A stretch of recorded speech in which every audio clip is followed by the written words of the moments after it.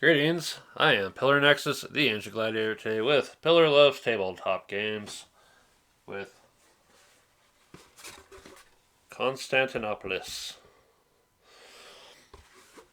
This game you are trying to have the most fame at the end, and to that you are trying to load up your ships with contracts, which will get fame, money.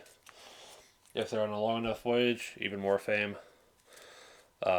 Constructing the walls of the city, investing in public buildings, using your commercial buildings also gets you fame, donating goods as well. At the start of the game, you will have your player board with 4 trading houses available for you to buy, a small ship, good for carrying 2 goods. You will start out at 0 fame, 1 production house, production building, and your public office holder. You'll also start with 30 gold. Well, that you'll need to invest in various buildings. As part of the setup, there will be buildings in play based on the number of players. The public and walls are always used. In a 2-player game, only 1 copy of a building is used. 3 to 4, 2 players is 2 buildings, and a 5-player is 3 buildings. The production buildings max out at 2, so nothing to worry about there. Okay. And then the public office markers will just be done at random at the start of the game, just so there's an initial turn order. So, the game round. Starting with the player in the one office, they have the option to keep their office. Let's say that was empty. They can pay 2 gold and go for an empty office with less than 5 players. You'll see that quite a bit. Or they can try to bid for someone else's office. Like, let's say they want to be the one building walls. So that process is as follows. They have to bid an amount of gold greater than the amount that's already present there. The player holding the office can then raise the bid or pass. And it goes back and forth until somebody takes the office, and then the winner will take that much gold from their treasury and put it on that space. If they failed the bid, they can go back to their own office for free. If they succeeded, this player has the option to take this office for free or start bidding on someone else's. Once everyone has had the chance to bid on an office or stay there, it goes on to ship sailing. So later on in the turn, you'll have your contracts on ships, and they'll move forward 1 step. Anything that reaches the harbor, you'll score the fame points for those contracts and then discard them, as well as get the money that's on them. As the example of the contract, let's say we got this one. It sailed into the harbor, so we got 14 money or gold and 1 fame. And now this ship is available again for whatever voyages they need to be sent on this round. And then production. At the start of the game, you have a farm. Over the course of the game, you can get more production buildings, and then they will produce as well during this time. But you'll produce whatever cubes are shown there. and they're available for the turn until we reach the end of the turn. You'll have to discard down. So we now have 2 elementary cubes to work with.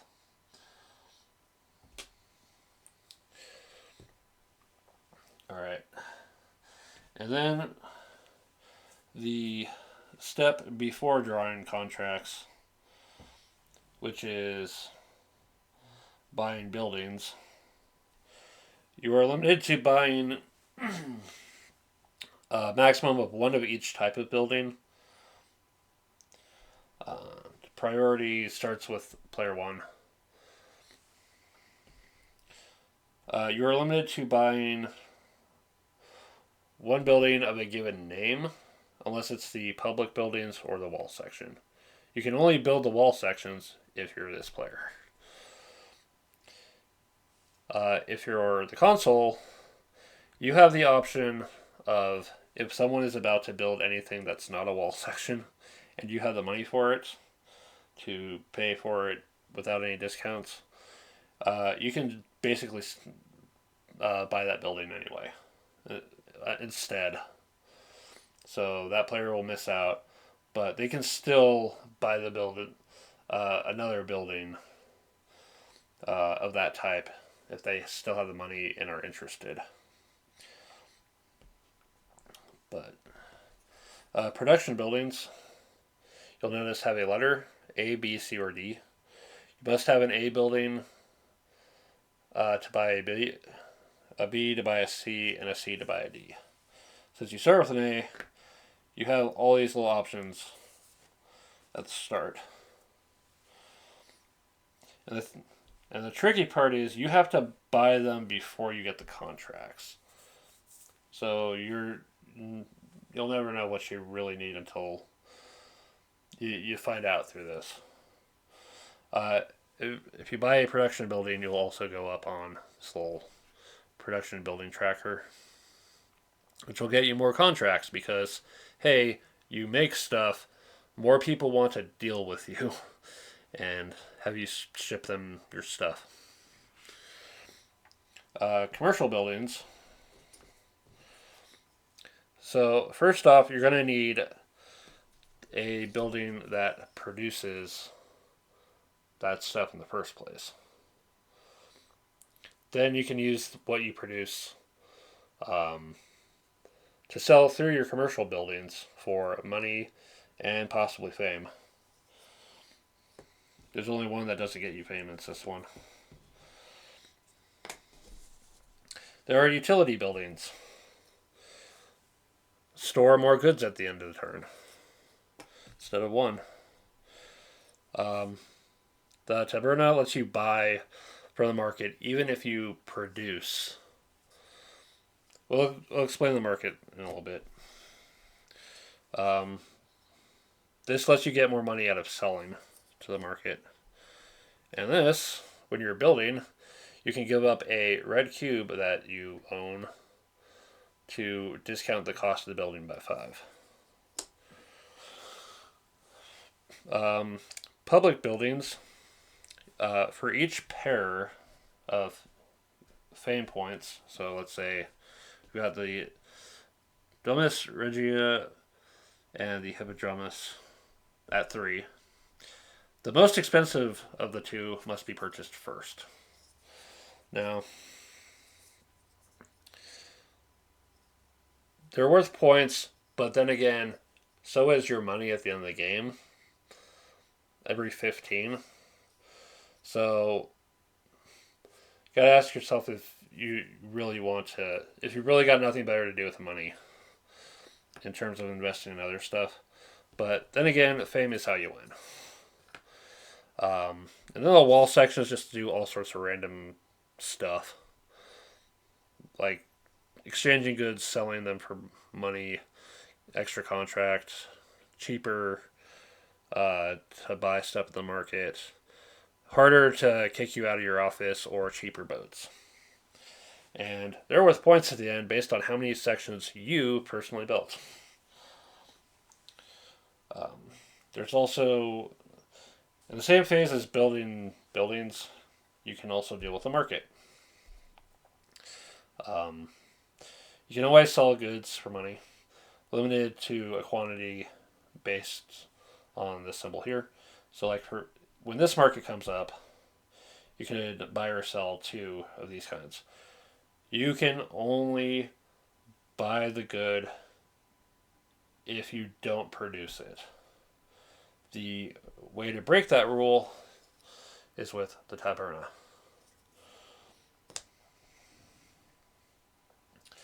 And then there's using your commercial buildings, which I've explained already. Put the two goods on there. Yeah, put the goods on the tile to show that you use the building because you only use it once per round. Even though you have two opportunities to do so.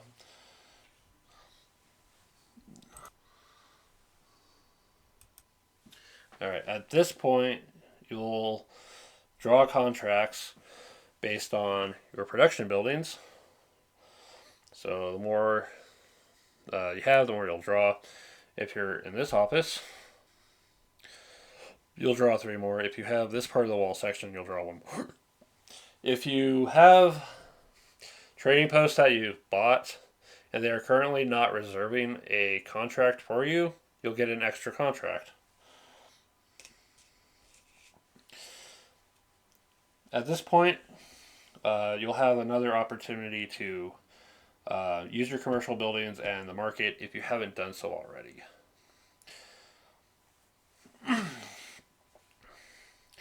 One little clarification with a market is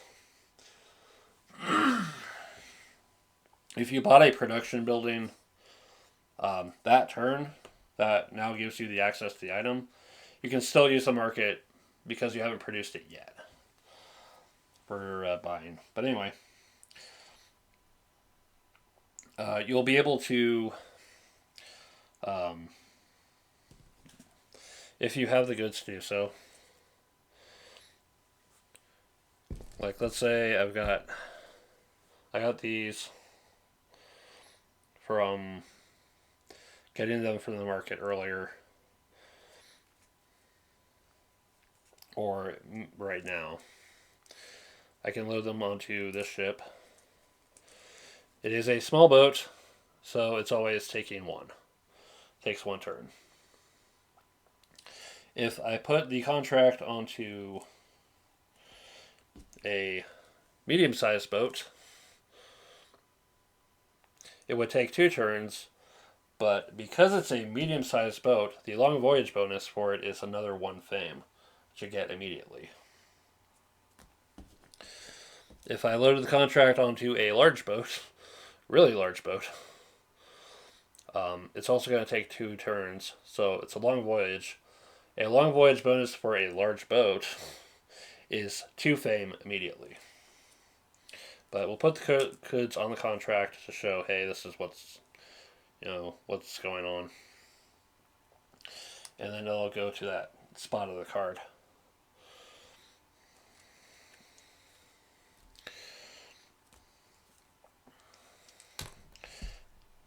You can also buy ships, which cost 6, 9, and 12 for small, medium, and large, respectively.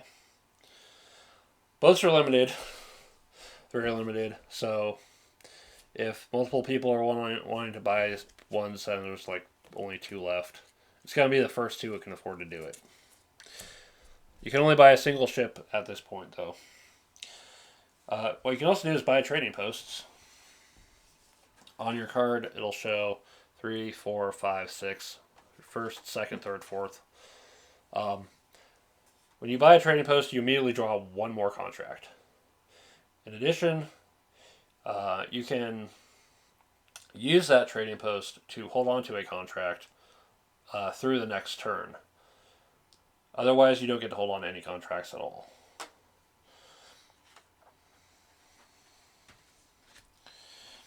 Yeah, if you don't like what you draw, maybe buy a trading post and hold your luck. Test your luck on that. And yeah,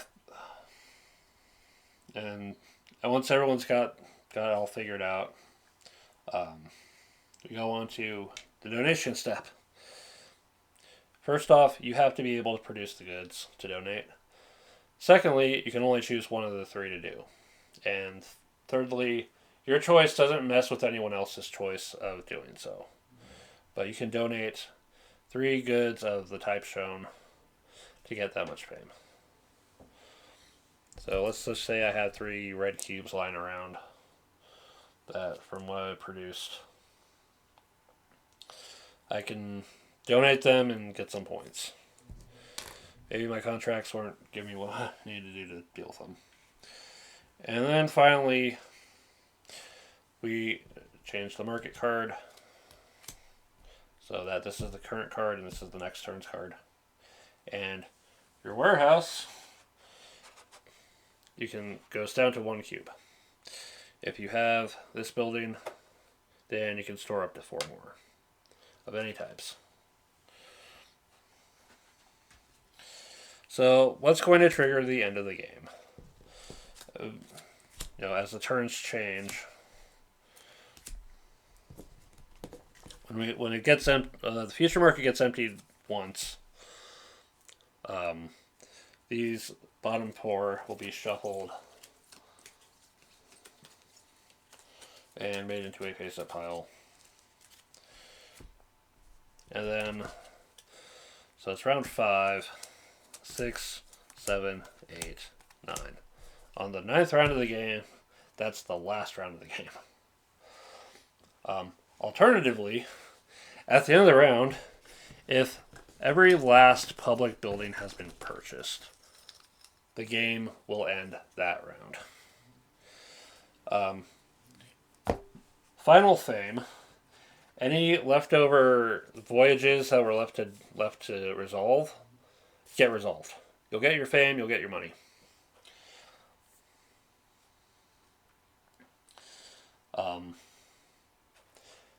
If it's the last turn of the game, the reduce your goods down to your limit is skipped because it's a tiebreaker.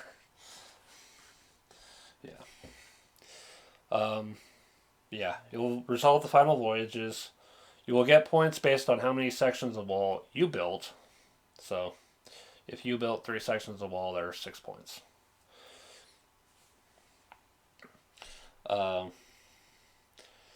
Every 15 money you have is worth a point. So, let's say I ended with 30 gold. That's 2 points right there. Something to keep in mind with the public buildings. It's if you have a ton of money, they're worth getting into just to have a little bit extra points. But as someone pointed out to me, you're basically getting a net gain of 2 points from each of the buildings, period. So it seems like the sensible ones to go after early are the cheap ones. But anyway. So yeah. Money, wall, final voyages. Have I missed anything?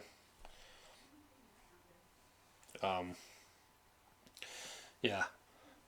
Most fame will win. Tiebreakers are... Let's see here. Most money and then most goods. Then all tie players win together. Things I might have missed. Let's see. Office. Contracts. You get a bonus after the offices are resolved. You get a bonus good of a type you produce.